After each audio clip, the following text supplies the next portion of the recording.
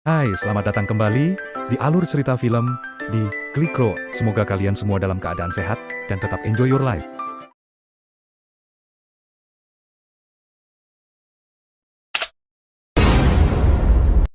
Dari sinilah perjuangan Peter Parker yang sebenarnya dimulai. Akankah sang tetangga ramah ini mampu keluar dari jaring masalah yang semakin membelit? Mari kita ikuti kisahnya. Inilah ringkasan film Spider-Man No Way Home. Sebuah kisah yang sudah lama dinantikan para penggemarnya.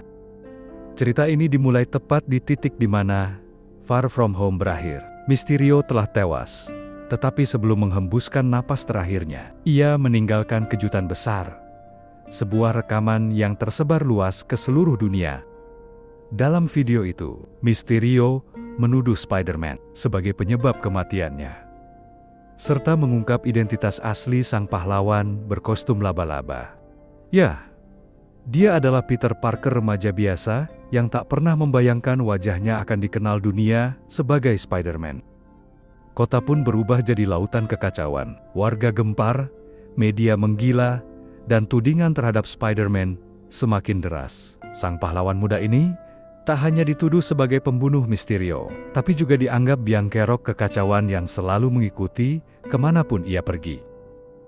Peter sendiri nyaris kehilangan kendali saat ribuan orang asing mengerubungi MJ. Kekasihnya panik menguasai dirinya. Tanpa pikir panjang, ia meluncurkan jaringnya, berayun dari gedung ke gedung untuk menyelamatkan gadis yang dicintainya dari amukan massa. Tapi belum sempat mereka bernapas lega, kerumunan dan media sudah menunggu di setiap sudut, melontarkan pertanyaan, tuduhan, dan kebencian. Di layar-layar kota, J. Jonah Jameson, seorang reporter yang haus sensasi, mengumumkan, Spider-Man kini menjadi musuh publik nomor 1. Meski Peter Parker berharap bisa menjauh dari sorotan publik, kenyataan berkata lain. Pers terus memburunya dengan berbagai cara, bahkan sampai meliput dengan helikopter, selama mereka bisa terus menyorot Spider-Man. Peter berusaha keras untuk kabur dari kejaran itu. Dalam kepanikan, sebuah ide terlintas di benaknya, pulang ke rumah. Di sanalah tempat yang paling aman. Setidaknya begitu pikirnya. Namun sayang, ia tak sadar bahwa sejak awal, para wartawan sudah menempel ketat. Dan sekarang, bukan hanya identitasnya yang terbongkar, alamat rumahnya pun menjadi konsumsi publik. Peter masih terengah mencoba menjelaskan apa yang sedang terjadi. Tapi sebelum satu kalimat pun terucap, layar-layar televisi sudah menyiarkan wajahnya ke seluruh kota. Identitas Spider-Man kini resmi diumumkan, dan di luar sana, helikopter-helikopter sudah berkumpul, mengepung tempat tinggalnya. Di dalam, suasana semakin tegang. Keluarganya menonton berita yang terus-menerus menyerang dirinya. J. Jonah Jameson tanpa henti menyudutkan Peter Parker. Namun kali ini, serangannya semakin kejam. Dia menyeret Ned dan MJ, menuduh mereka sebagai kaki tangan dalam dugaan pembunuhan Mysterio. Tak lama kemudian, pintu rumah Peter diketuk agen FBI. Wajar saja seseorang yang mati menuduhmu membunuhnya, itu cukup untuk membuat pemerintah bergerak. FBI menahan Peter, MJ, Ned, dan Bibi May. Satu persatu mereka diinterogasi. Semua pertanyaan berputar seputar keterlibatan Spider-Man dalam setiap kekacauan yang pernah terjadi. May, MJ, dan Peter memilih bungkam, menuntut hak Miranda mereka. Mereka ingin pengacara. Namun, Ned tanpa sengaja malah membuat keadaan makin runyam dengan polos. Ia mengaku sebagai kaki tangan Spider-Man, sebuah pengakuan yang justru memberatkan dirinya sendiri. Dan ya, seolah itu belum cukup buruk.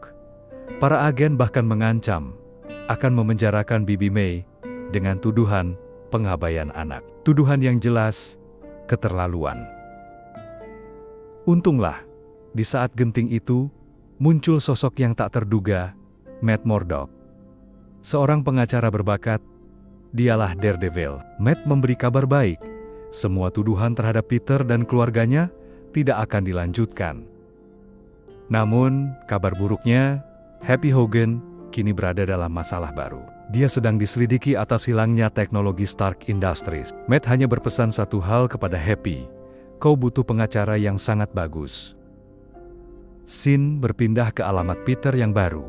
Karena diketahui semua orang, mereka pun memutuskan untuk sementara tinggal di apartemen Happy, berharap itu bisa jadi tempat berlindung malam harinya. Peter dan MJ berbagi harapan lewat FaceTime, mereka berbicara tentang impian sederhana.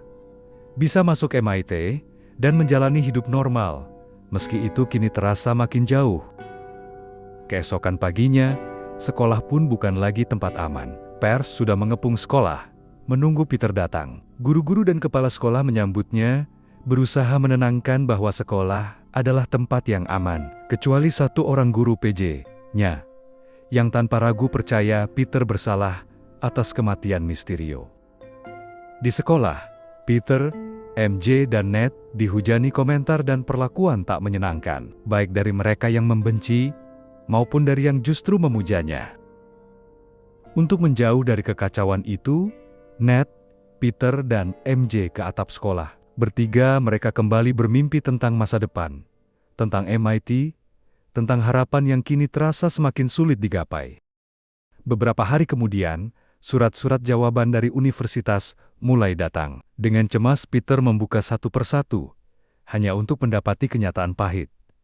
3 universitas cadangannya menolak lamarannya. Lebih buruk lagi, hal yang sama menimpa MJ dan Ned. Harapan seolah menjadi sekedar ilusi. Hasilnya menghancurkan hati. Mereka semua ditolak. Alasannya, kontroversi besar yang kini melekat pada nama mereka.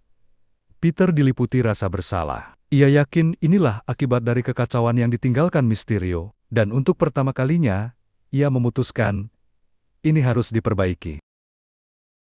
Peter menuju Sanctum Sanctorum, tempat Dr. Strange berada. Dengan penuh harap, ia memohon pada Strange untuk membantunya. Awalnya, Peter ingin Mysterio seolah tak pernah mengungkap identitasnya. Peter, we tampered with the I'm really sorry if I'm wasting your time. Strange menjelaskan bahwa batu waktu sudah tak ada. Tapi ia bisa membacakan mantra yang akan membuat dunia lupa siapa Spider-Man sebenarnya. Wong memperingatkan bahaya dari mantra ini, namun Strange meremehkannya. Kau ingat pesta bulan purnama di kamar Tad? Sindirnya. Dengan tekad bulat, Strange mulai merapal mantra. And don't call me sir. Wait, excuse me? Namun Peter, dilanda gelisah, terus menyela. Ia meminta agar MJ, Ned, Bibi May, dan beberapa orang lainnya tetap ingat siapa dirinya. Gangguan demi gangguan ini membuat mantra kacau. Strange terpaksa menghentikannya sebelum kerusakan terjadi pada dimensi yang lebih luas. Marah, Strange menyuruh Peter keluar dari Sanctum. Tersadar, Peter bergegas mengejar wakil kepala penerimaan MIT yang hendak ke bandara. Tapi percakapan mereka terganggu ketika sebuah kekacauan terjadi. Mobil wanita itu diserang oleh Dr. Octopus. Dr. Octopus seolah mengenalinya, menyapa, "Halo Peter." Tapi begitu wajah Peter terlihat jelas, Otto terkejut itu bukan Peter Parker yang dikenalnya. Peter Parker. I am so confused right now. Pertarungan sengit berlangsung, Peter akhirnya berhasil menguasai Tentacle.org menggunakan teknologi nano dari Stark Industries. Dengan tentakel yang kini tunduk padanya, Peter menyelamatkan wakil kepala MIT yang berjanji akan mempertimbangkan kembali lamarannya. Namun, sebelum ia bisa menarik napas lega, sebuah bom asap menghantam. Green Goblin muncul, membawa malapetaka baru. Green Goblin akhirnya datang dan membuat kekacauan kota. Tiba-tiba, Strange mentransfer Peter dan Dr. Octopus ke ruang bawah tanah Sanctum Sanctorum. Strange menjelaskan apa yang terjadi. Gangguan mantra Peter telah membuka celah, menarik entitas dari multiverse yang tahu identitas Spider-Man. Peter kini punya misi, menangkap mereka semua dan mengembalikan mereka ke dunia asal. Dan Peter dipakaikan sarung tangan yang telah dimantra oleh Strange dengan kekuatan yang sama digunakan untuk memindahkan entitas ke Sanctorium. Peter memanggil bala bantuan. MJ dan Ned dibawa ke Sanctum. Ned, Dengan polosnya, mengaku merasa punya hubungan dengan sihir yang hanya ditanggapi Strange dengan tawa kecil dan perintah, "Diam." Kini, mereka mulai menyusun rencana. Karena di luar sana, satu ancaman besar sudah berkeliaran. Green Goblin. Yang cukup mengejutkan, Doksoke mengenali persis siapa Green Goblin itu. Dia memberitahu Peter dan Strange bahwa mustahil Norman Osborn ada di sini karena, dalam dunianya, Norman telah meninggal bertahun-tahun lalu. Peter kembali ke lapangan. Kali ini ia mengenakan kostum Inside Out miliknya dan menuju ke hutan untuk menghadapi ancaman berikutnya. Electro, musuh kuat dari alam semesta lain. Spider-Man bertarung dengan bantuan sarung tangan yang sebelumnya telah dimantra oleh Strength. Peter berusaha menjebak Electro, hendak mengirimnya ke ruang bawah tanah. Namun usahanya gagal, bahkan lebih buruk. Tindakannya justru membuat Electro semakin marah. Sang penjahat kini menembakkan semburan energi mematikan, membuat Spider-Man harus berpikir cepat. Di saat kritis itu, muncul sosok lain. Sandman berasal dari dunia yang sama dengan Dark Oce dan Green Goblin. Sandman awalnya mengira Spider-Man yang ada di depannya adalah Spider-Man yang dikenalnya. Berniat membantu, ia bahu-membahu melawan Electro. Peter sempat menjelaskan bahwa dia memang Peter Parker, tetapi bukan Peter Parker yang dikenal Sandman. Setelah pertempuran sengit, Peter akhirnya berhasil mengalahkan Electro. Bersama Sandman, mereka berdua dan bahkan sebuah pohon tak sengaja ikut diteleportasi kembali ke Sanctum Sanctorum. Sementara itu, di sudut kota yang muram, kita melihat Norman Osborn berjuang melawan bisikan jahat di kepalanya. Suara Green Goblin menghantuinya, memaksanya untuk menyerang Peter. Norman, penuh rasa putus asa, akhirnya menghancurkan topeng goblinnya dan berusaha kabur dari bayang-bayang kegilaan. Tak lama kemudian, Peter menerima telepon dari Bibi May. Tanpa sadar, bahaya yang mengintainya. Ma berbicara santai bersama Norman, pria yang terlihat tenang, sebenarnya ingin menghancurkan hidup keponakannya. Peter menyarankan membawa Norman ke Sanctum Sanctorum. Namun, Bibi May menolak. Ia meminta Peter berhati-hati dan jangan langsung menilai seseorang hanya dari penampilannya.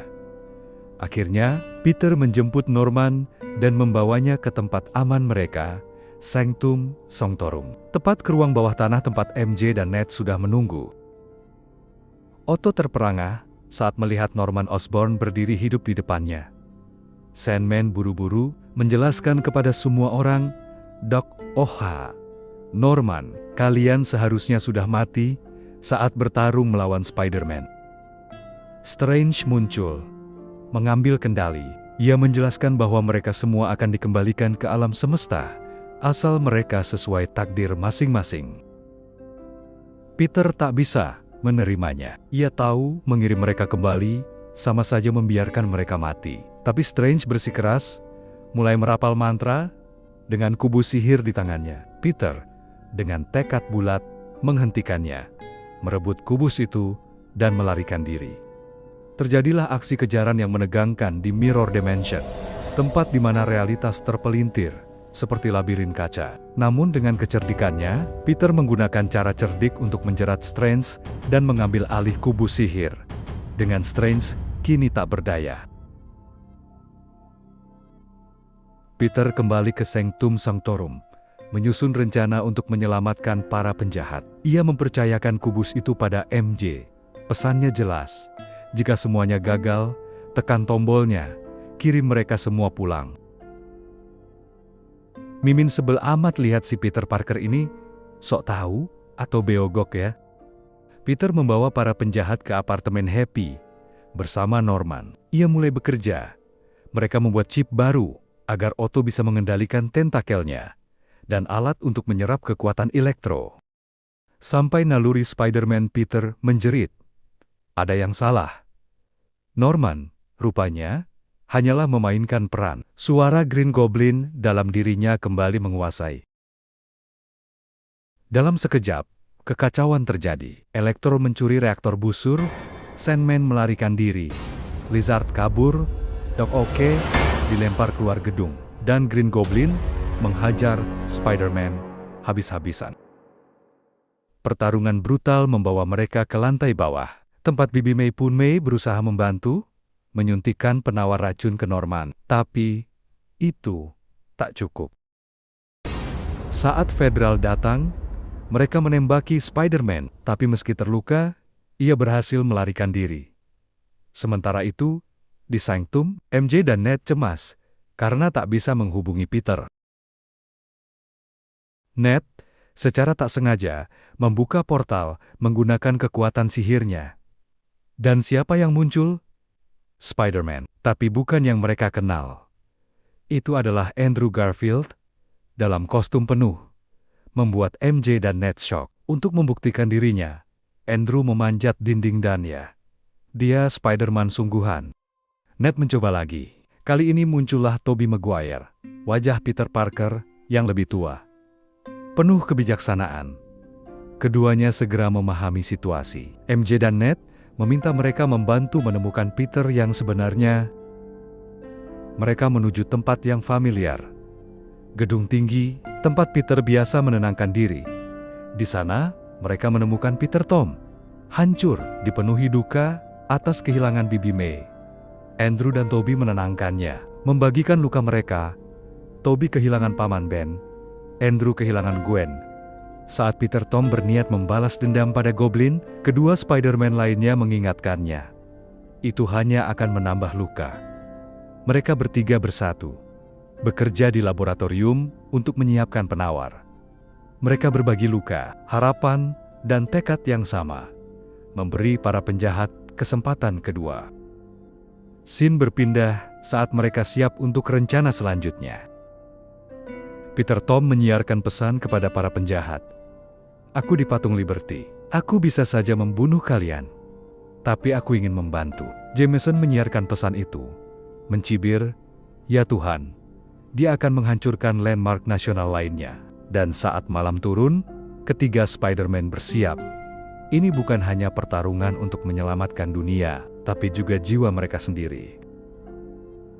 Tiga Spider-Man kini bersatu, namun tak berarti segalanya berjalan mulus. Saat melawan Sandman, Electro, dan Lizard, mereka sempat kewalahan. Di sela kekacauan, ketiganya berkumpul, menyusun taktik.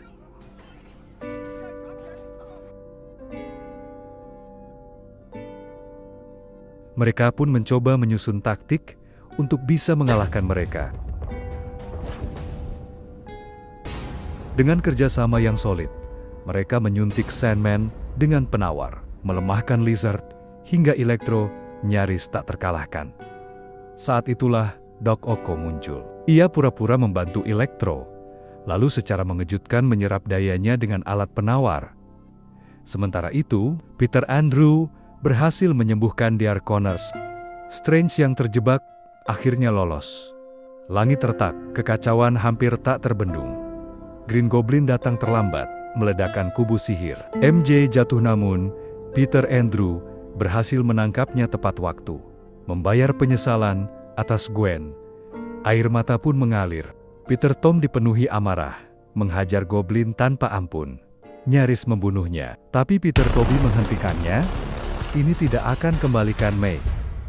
Goblin menusuk Tobey dari belakang. Jantung kita seakan berhenti. Untung, Andrew melempar penawar, dan Norman disembuhkan. Strange mencoba untuk mengembalikan mereka, tapi Peter minta untuk semua melupakannya, agar seperti semula.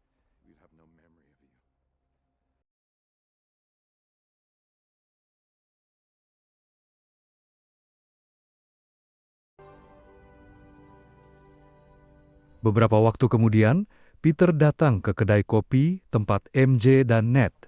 Ia hendak bicara, tapi melihat mereka bahagia, ia memilih bungkam. Ia hanya tersenyum, memesan kopi, dan pergi.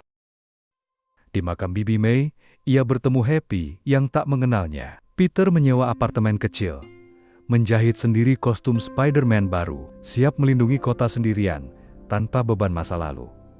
Spider-Man lahir kembali, sendiri, tapi lebih kuat dari sebelumnya. Di akhir kredit terlihat simbolis ada Venom yang bisa hadir. Di cerita selanjutnya. Terima kasih telah menonton alur film ini. Jangan lupa like dan subscribe Lur.